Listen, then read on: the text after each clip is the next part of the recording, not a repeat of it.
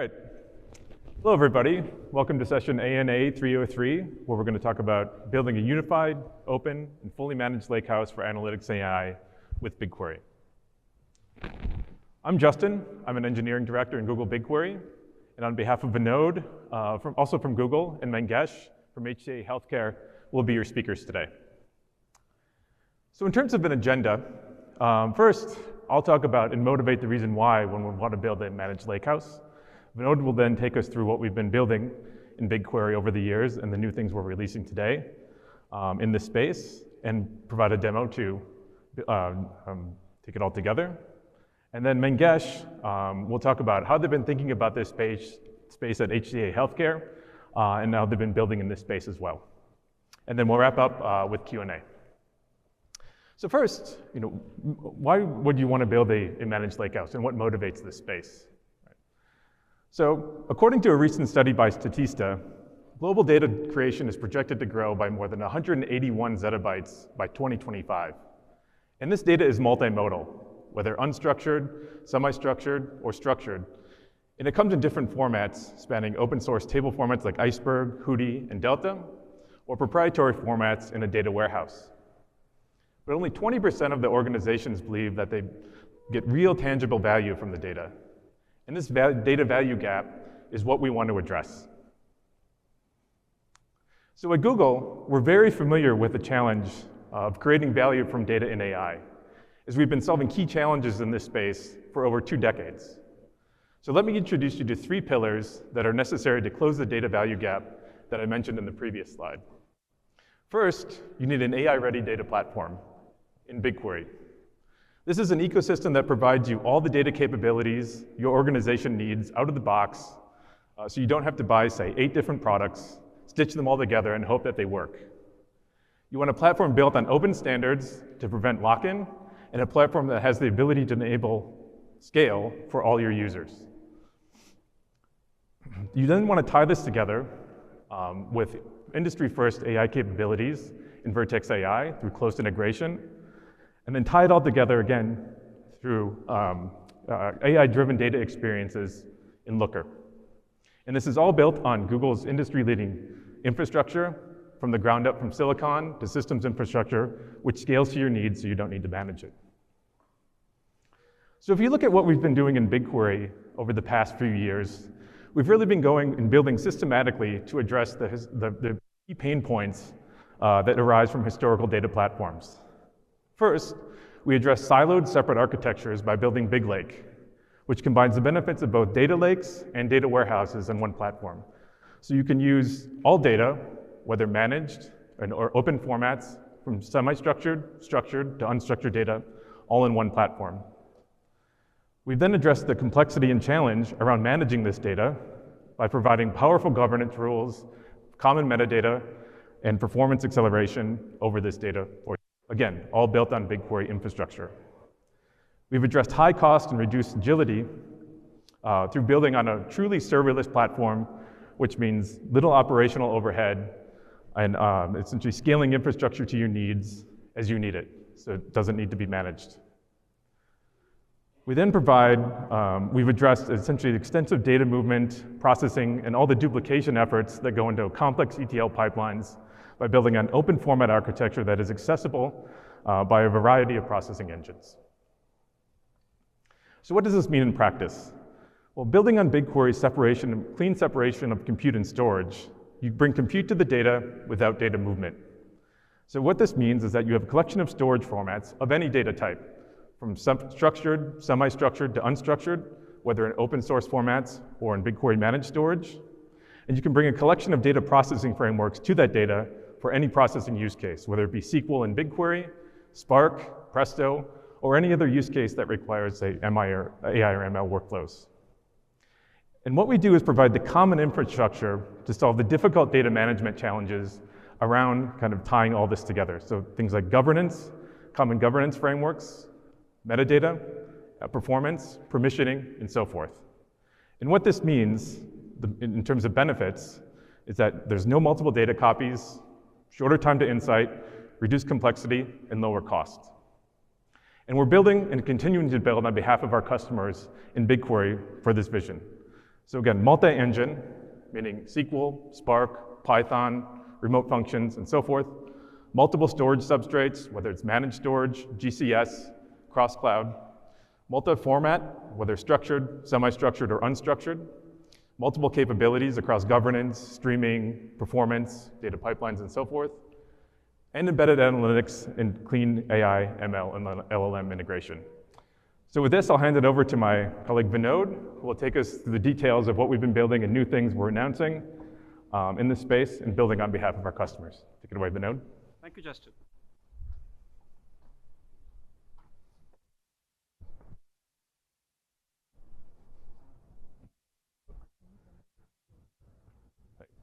Check.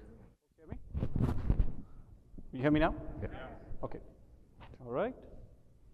So let's look at the lakehouse in BigQuery. BigQuery provides for simplicity and scale for all data and workloads.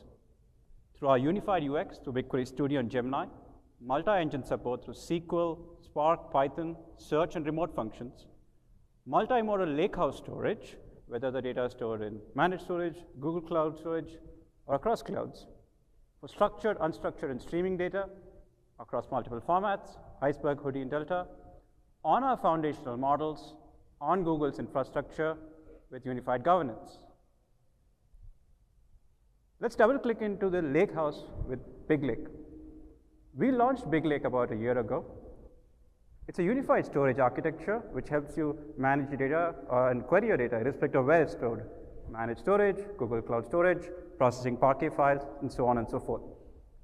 We launched support for Iceberg, Hoodie, and Delta with fine-grained access control and high performance. To take it a step further, we're really excited to ship Big Lake managed tables with Iceberg support, DML, and high throughput streaming. Coupled with that, we're also excited to support the serverless BigQuery metastore. It's a runtime metastore that provides for unification of SQL and OSS engines with engine interoperability.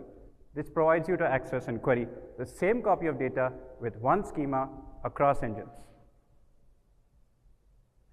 Now let's go a little deeper into the lakehouse with BigQuery. BigQuery Compute brings together the ubiquity of SQL with the flexibility of Spark. BigQuery was one of the first data warehouses which decoupled storage from compute. It's a highly optimized warehouse with storage optimizations, networking optimizations, and compute at scale. Excuse me.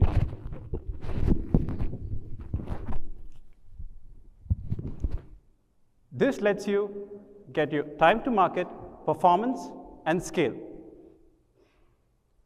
This decoupled architecture helps you unify SQL with Apache Spark.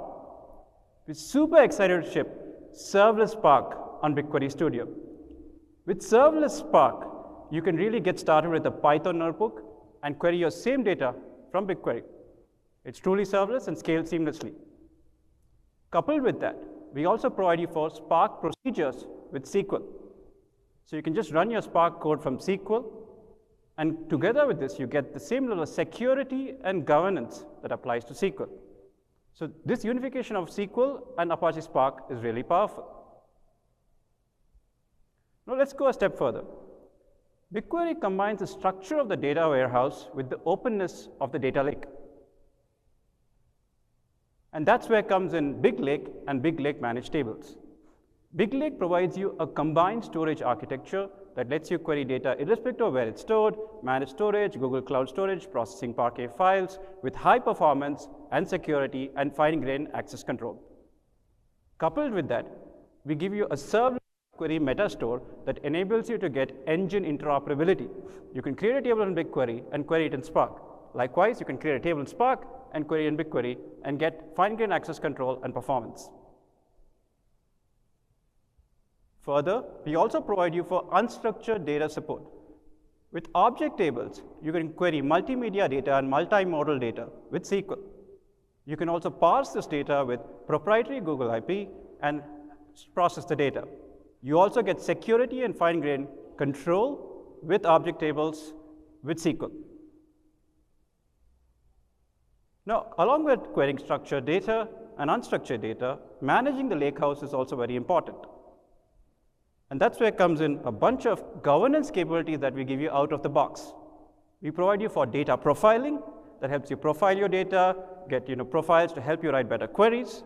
We also give you automatic data quality, rules for applying quality so that you can understand how good your data is. We also give you a data lineage. You can track how your data is processed step by step, like breadcrumbs, and then catch errors upstream or downstream in your flows. Furthermore, you can apply governance at scale, and all of this from a single pane of glass. And then we take it a step further with metadata management. We give you the serverless BigQuery metastore that provides you for runtime metadata management across SQL and OSS engines. This unifies SQL and OSS engines for structured and unstructured data with fine-grained access control and governance. So you get engine interoperability on one copy of the data and one schema. Now let's check out a demo of all these awesome capabilities. So today we are going to work on an interesting demo. So let's get the demo loaded. So our demo is an acquisition where we have a company called Yellow Cabs which acquires Green Cabs and would like to ingest the open lakehouse data of the Green Cab company. The Yellow Cab data is in BigQuery and the Green Cab data is in Parquet files in Google Cloud Storage. Traditionally, you would have two different tech stacks and two copies of data to do this integration. However, with Big Lake managed tables and the serverless BigQuery metastore, you can do it with just one copy of data and one schema. So we start off by creating a green taxi table for Parquet files with Iceberg table support on a Google Cloud Storage bucket. We then ingest 10 million records where we process the Parquet files, load it into a Google Cloud Storage bucket, and then manage it for the customer. So the data is loading very quickly, and within a few seconds, we ingest about 10 million records. So let's check out this table. So there you go, you have 10 million records. So now let's look at this GCS bucket. This is a fully managed table, and we are managing the data for the customer. So since it's a fully managed table, we take about automatic storage management, clustering, compaction, garbage collection, and so on. Coupled with that, we also manage the Iceberg metadata. Now, the Yellow Taxi analysts would like to make sure that the data is standardized to their company standards. So as they ingest the data, they want to make sure they do DML, schema evolution, and DDL operations. So we'll add a column to this table. Then we'll update the value of the column to the taxi company, which is green. And then we'll remove any outlier rows from the data, like taxi amounts and so on and so forth, which are inaccurate.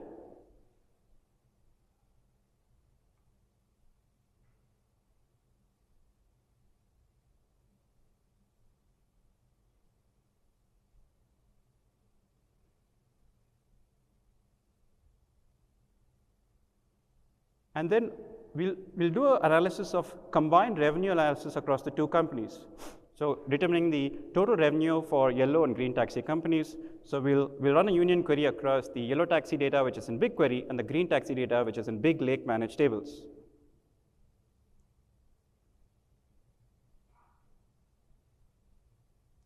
There you go. So we have the combined fare data. So we have done the first step of our integration. Now, some of the analysts in the Yellow Taxi company are Spark enthusiasts. They would like to query the same data from Spark and rewrite the results to a Big Lake managed table. So what we'll do is we'll cut out a Spark and BigQuery Studio, a Python notebook, and query the same data. We're able to access the schema through the serverless BigQuery metastore, and we didn't set up the serverless BigQuery metastore at all. It just works out of the box. So we query the same data, so a single copy of data with one schema, and get the same results.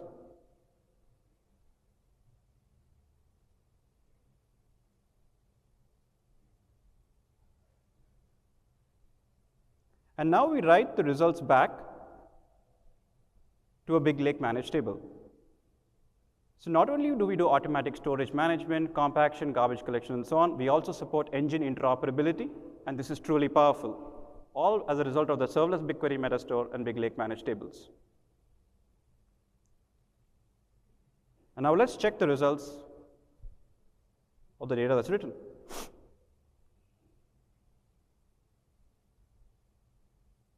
There you go. Now, some of the analysts want to query the same data from the files directly via Spark. And to enable this, we allow you to query this as a native Iceberg table from Spark. So we cut over to BigQuery Studio with Spark. We configure Spark for Iceberg with the catalog.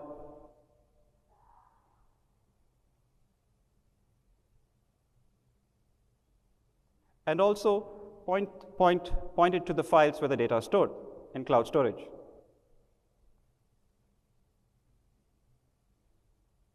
And then we query the data for the trip distance and fare amount and do an analysis of trends across them. So we're querying this data as a native Iceberg table from Spark. So engine interoperability, which is truly powerful. Now let's go a step further. Some of the data that's being ingested from the green taxi company is streaming data. Traditionally, streaming is a hard problem with small files that impacts performance. With Big Lake managed tables, with automatic storage management, we do really well for streaming as well. So we create a table for streaming data.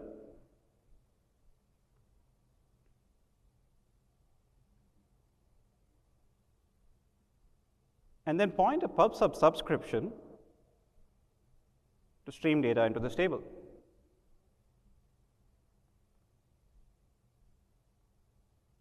And as soon as we point to the subscription, you can see that the data is being ingested very quickly.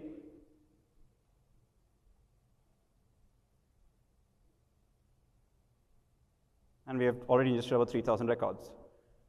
Now, some of the green taxis are unconnected cabs, and they have to manually upload receipts for compliance reasons, which talks about the fare amount, the pickup date, and so on. Now, traditionally, you would build custom Python pipelines to parse this unstructured data for your analysis. However, with object tables, which is a capability that we provide in Big Lake, you can actually query this data through SQL. So you can process the data, use a custom ML model, such as a doc-AI model based on GenAI, to parse this data. So you can create a custom parser, and then use a schema, and then leverage SQL to query the data. And so here's an example where we create an object table, point it to the receipts being uploaded, leverage a custom parser,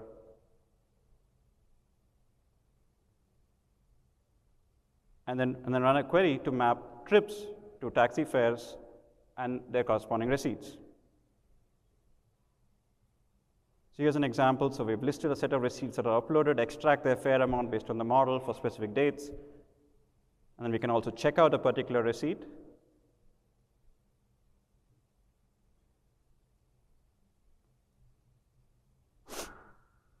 Now, receipt information is sensitive, so only authorized analysts should access it, only for specific amounts and for a specific window of time.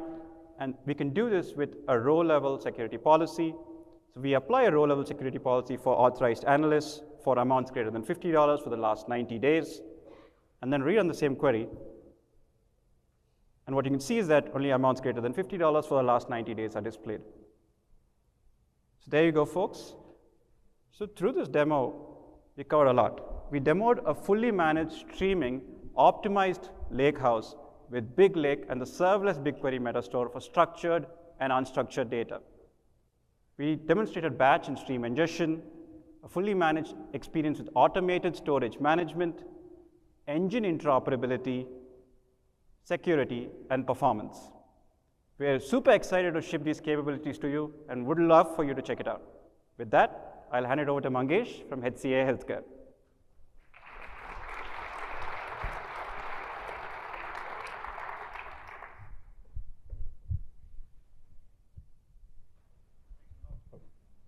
Sweet.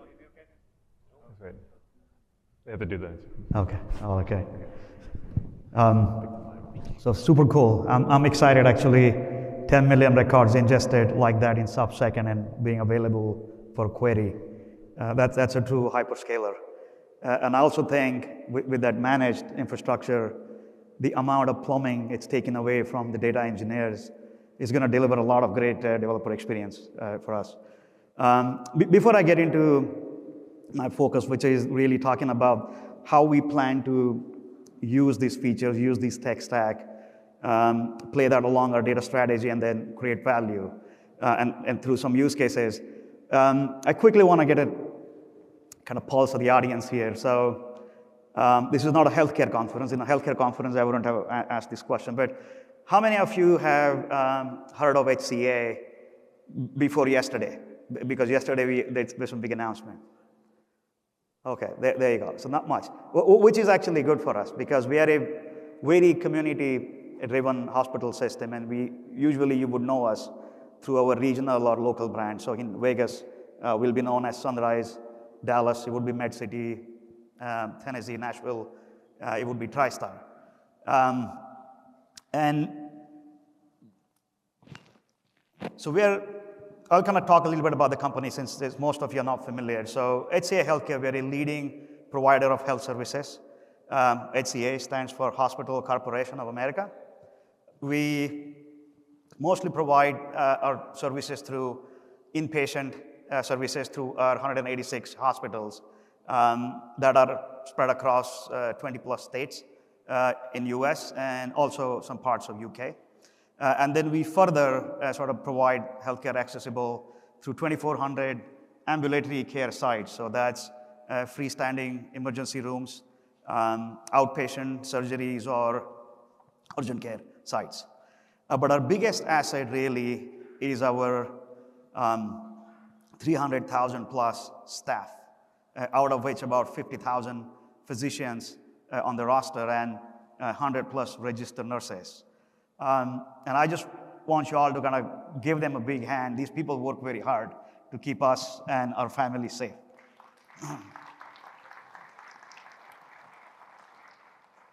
And we also have a pretty strong pipeline of clinical talent in development. HCA runs one of the largest residency programs, so about 5,000 graduate medical residents in training, and more than 100,000 nurses through our Galen Nursing School. But beyond all these numbers, really our mission is our commitment to the care and improvement of human life.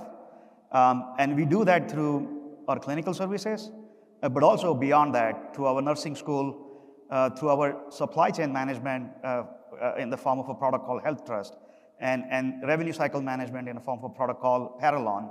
And these products are available not just for HCA, these are broadly available to the entire healthcare industry.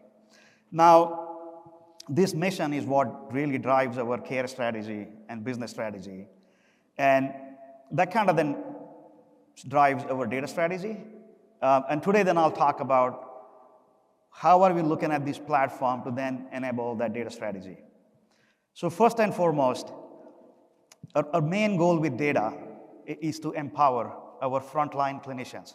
We have 150,000 plus frontline clinicians, and we want this data to be available to them at their fingertips, either through AI in a very contextual way, so the right data at the right time to the right clinician, or make it available to them through a very simple natural language interface where they can just go and find the data by themselves without having to go work with IT to create projects and dashboards. You know, some of the exciting announcements we saw in BigQuery today, which has the BigQuery Studio providing a natural language interface, that's pretty big for us. But one of the key enablers from this platform is the support for multiple personas, support for, say, folks who don't know necessarily SQL or Python. And that's a big part of our data strategy. The second part is scale.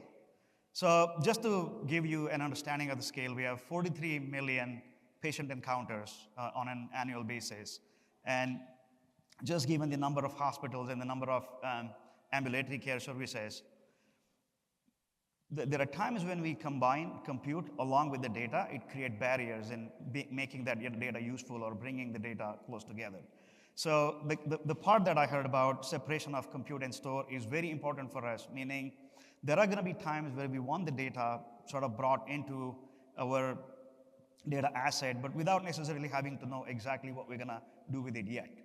So we want that separation so that we can store data in a big lake in a very managed format, and then take our time to think about how we're going to create value out of data.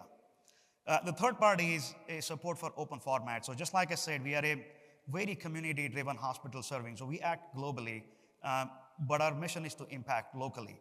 And what that means is we really need to be embedded into the city, into the urban area where our hospitals are. And a lot of times we don't really control the way we're going to see data of the entire city or the demographic around us. And that is important so that we really want to be able to ingest data in the format that is available to us. So think about data like your city data or emergency medical response services data. Each city is probably going to have something of their own. And we don't necessarily want to be dictating how we want that data to be available to us. So in the healthcare, there is a standardization around FHIR protocol, but I'm really excited about the use of Iceberg so that most of the non-clinical data that is also useful to us that can now be brought in into a single open format. The fourth important part of our data strategy is the support for multimodal. So healthcare data, just by nature of it, is extremely multimodal. There are a lot of images, there are a lot of physicians' notes that are narrated. There is a lot of semi-structured data that comes from EMR. And then there is also a lot of sort of interaction data that then comes through your post-visit experience. And we want all of that to be available under a single data as a product concept versus your data scientists or data users having to know about specific systems. Now, without a system like this, you would generally have to know that, okay, well, I have images coming out of a DICOM system or a PAC system, and then I have case management data coming from a different system, and then spending a lot of time putting that together. The last part here I want to emphasize here is the ability to do data science embedded into your agile product development cycle. So for a long time, I think the data science sort of has been an afterthought in your mainstream product development, so data science and AI development. And that mainly happened because doing iterations in data science is very difficult. A lot of times it just takes weeks to get data. And if you have a software development or product development that runs by sprint, your digital product teams are not going to have time to wait for the data teams to deliver the AI services. So we want, through this platform, make these data available in a self-service way, but also in a very secure way through the managed services, so that then the AI development can actually participate in the agile delivery. I quickly want to talk about this process of how. And this mainly happens in the layer of feature engineering, if you're familiar with that term in data science. So generally, you would see the data flows as you have data. Sometimes it's clean, sometimes it's curated, but still a bit noisy. Then you have this process of feature engineering that finds signal in the data. And from that, then you build a model, you do more math on the data, and then you kind of try to fit that into the model. Now, there are two problems if you try to kind of make the life cycle of AI match the data flow. The first problem is you make an assumption about what data is available to you, and then you start from there, and then just keep doing more math on the same data. And that reaches your sort of point of diminishing return very quickly, where more math is not going to yield any more improvement in the model performance. So that's a model-centric AI. Lakehouse, and I'll talk a little bit about it, Lakehouse really enables you to then take that into a data-centric AI.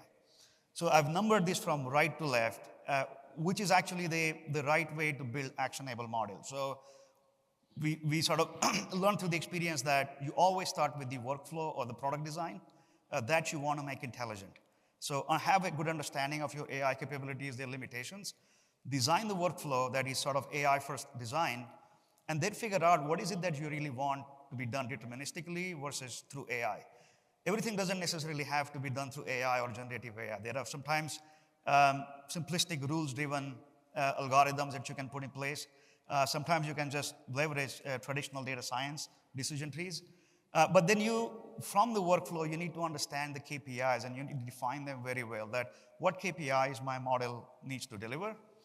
And from that, I think this is the important part. The most important part is need to work with the domain experts or the clinicians. Now, they may not know necessarily the data and the column names and the specific things, but these are the frontline users of the data, and they have an intuition about, let's say if you're if you're in a time series prediction problem, predicting volume in a hospital, Generally, they will tell you stories. And then as a feature engineer, your job is to then convert that into specific data elements.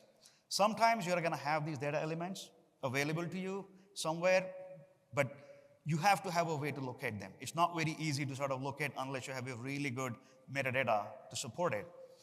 Sometimes they're not going to be there in your centralized data store. They're going to be buried somewhere in the organizational silo, and then you're going to have to get it from there. Now, there are two very important service level objectives that we have established that for this whole thing to work together. In our process, if we want a data to be available or to be used by data scientists, and if it's available in the data lake, it has to be available in less than 1 day. So whatever it takes, whether that is discovering the data, locating the data, getting approvals, but you have to be able to use the data in the same sprint for your AI development to be a part of your product development. The second SLO is if your data is not available, let's say, if the data is available in some system somewhere still within your enterprise, also sometimes exogenous data that you don't necessarily buy, you should be able to plan that in your next sprint. So you should be able to bring that into the lake and make it available to the data scientists in less than a week. If a data sort of process and the underlying architecture can support this, then AI development can become a lot more mainstream in the product development. This is kind of our architecture journey, and I wouldn't go through all the details here, but it just kind of talks about our journey from a on-prem data warehouse, so what I call as EDW here. So this is extremely, and this is sort of an artist rendering or a architecture, if you will, of that.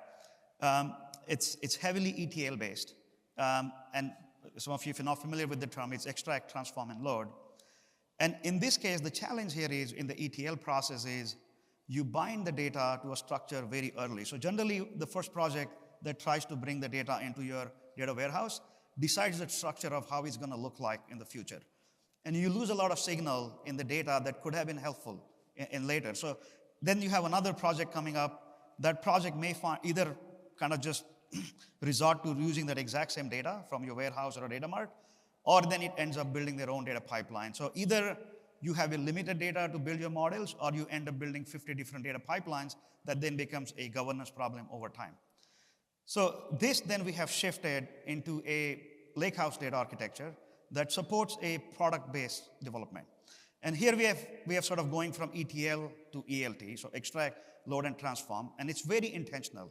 So the main difference in your technology stack here is on the left side, you do schema on write. So when the data comes in, it has to bind to a structure. On the right side, we do schema on read, meaning you don't care about what structure the data comes in, or merge on read. But when you use the data, when you take it to the next layer, that's the time when you apply the schema, meaning you have a lot more time to have your data and figure out what you're going to do with it. So the way this has played out for us is through ALT, and we're using a medallion terminology that most of you in the data field would be familiar with, but the bronze layer basically gives us a single source of truth without losing any signal in the data, very high fidelity that you can replay anytime in future. The silver layer then harmonizes that data, puts a very common vocabulary on that data, and then makes it discoverable.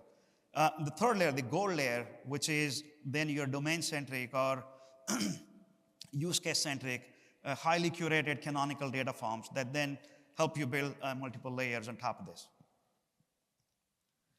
So let's look at a couple of use cases in our that this structure has helped us with. The first one is just building data products. So one of the really helpful data product that we're building is around the talent profile of a nursing staff. And this is driving a more thoughtful assignment of nurses to patients. So imagine something like a wound care for a child. Now, this is not something you would know from the certification or the years of experience of a nurse. This is the talent that you really observe from the day-to-day work that someone does. And if you were to sort of relate this to the tech problem, if you were to hire a developer for a work, there is one way to look at their resume and assign, or there is another way to look at their GitHub and then assign them to a project. This data product has actually helped us to do exactly the same thing while assigning nurses to patients. So this is a gold layer data product. The second part is in healthcare, forecasting accurately is very important. And it's important because most of the demand or the load is not controllable. We just have to take any patient that shows up. In some of the other businesses, you can sometimes throttle that load by controlling either the price or sort of your incoming streams.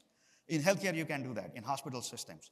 So you have to be extremely predictable in terms of the volume, try to get as accurate as you can at different horizons, and then figure out a way to sort of optimize your workflows downstream. So that's another great use case. I'll talk a little bit more, but this requires us very iterative predictive model development that requires exploratory data analytics. The third use case is imaging. Like I said, multimodal data. Imagine a scenario where you're in an emergency department, so you're the sort of the primary doctor in an emergency department, and you have someone shows up with an acute condition. The physician in the emergency department has to now make quick decisions. Sometimes there could be, like they would get the X-rays or MRIs, and sometimes there could be a small hairline fracture or a clot that may not be noticeable to you. And generally, kind of in a traditional workflow, you will send it to the radiology department, and by default, it would go sit at the bottom of the stack. And that's very precious minutes that are gone if this was to be a highly acute case. We're using AI, mainly computer vision and some natural language processing capabilities to understand the urgency of that and bump it on top of the workflow. And we're able to develop these models only because we have access to do model training with multimodal data. And the last part, project use case, is something that I think some of you must have heard in the session we had yesterday in the keynote, which is a generative AI-based handoff tool for our nurses. And in this case, and it's still a tool that we're building, but one of the things, when you summarize something, it's one thing to summarize a news article, and it's another thing to summarize a patient record where you have to be extremely factual. But then when you have to be extremely factual, you also have to be extremely relevant. And these two things are at odds with each other. So if you, on your Gemini model, if you go into the temperature setting and if you dial it all the way to the left, sometimes it's going to start losing relevant facts because you don't give enough liberty to the model to be creative about figuring out what's relevant. We're using RAG here in the case that, okay, well, first we will figure out the factuality problem, but then we will also use RAG when on the relevant side so that we can go and find the evidence from the data lake. Here is a quick example of the predictive modeling I talked about. So the use case is about predicting admissions to a labor and delivery unit. And by default, I think in a simplistic way, you would just look at historical volume by seasonality and do something like ARIMA or seasonal ARIMA to build it. But there is only so much you can do with that kind of model. If you really want to go to the data-centric AI and you talk to the clinicians, their intuition is going to tell you that there's a lot more data elements that you could be looking at that you may not have ever thought about. So things like, okay, well, simple thing, the next thing that comes to your mind is, okay, well, let's look at appointment. If you're predicting volume, there's got to be C-section appointments. You got to go to that database and try to get those appointments. There is CT data that doesn't necessarily belong to us. We want to be able to get it from outside. And then there is ultrasound images and physician's notes and so on and so forth. But if you look at the model development that happens along with this, it is extremely iterative process like I talked about. And you need to have a data platform that allows that data discovery and iterative model development. It's very challenging sometimes so let's take the patient appointments as an example. Now, the example that we show here, those 10 million records just magically appeared. But if you were to look at all the low-level plumbing that somebody has to do without a managed infrastructure, there are two main problems you have to solve at the data ingestion. The first one is what we call the slowly changing dimensions, this type 2, type 3. So type 2 is generally where the data itself changes over a long time. Sometimes the type of the data might change. Type 3 is basically you may have new data that gets added to the payload. Now, if you look at these lines over here, the first one is just an event that came in, and the managed tables automatically understood the upsert logic or understood whether it's a new event or it's an update to an appointment that existed 2 months ago. Finding that needle in the haystack in a sort of block storage is a difficult engineering problem, which Big Lake does this out of the box. And the second part is, if you notice here, there is a new column that just got added to the appointment, which is the email, which wasn't there before. But now you don't have to worry about it. It just magically shows up and becomes nullable for your previous records. Another example that I talked about in a computer vision model for emergency department, the data there is in 3 different formats. So this is a demonstrative use case without any real data, but the patient data, the patient demographic data, this is an iceberg data. Sometimes the patient doesn't come to us or hasn't been a sort of lifetime patient with us, so maybe coming from another place. The physician's notes is highly unstructured data. And the third one is your imaging objects with some headers that you have to read. And all of these you need to put together in a single training data set on which then you can train a multimodal model.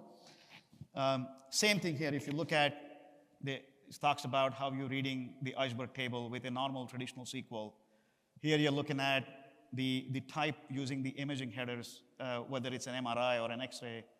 And then here we're looking at a physician's notes, but we're using DLP here, which is part of the Google stack, to de-identify the data before it becomes available for service. I also have one more slide, but I think we're running late on time, so I wouldn't go deep into it. But this kind of architecture generally shows how the lakehouse, Vertex AI, HDE, all these components fit together in a very single cohesive system that serves both OLTP and OLAP parts of our stack. And I'll call Vinod and yeah. Thank you, Mangesh.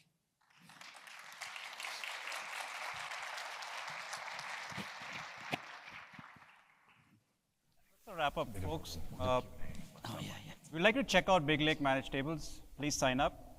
We'd also like you to check out the serverless BigQuery Metastore, so please do sign up. And if you have any questions, please reach out to us at biglake-next, and we'll be happy to answer your questions.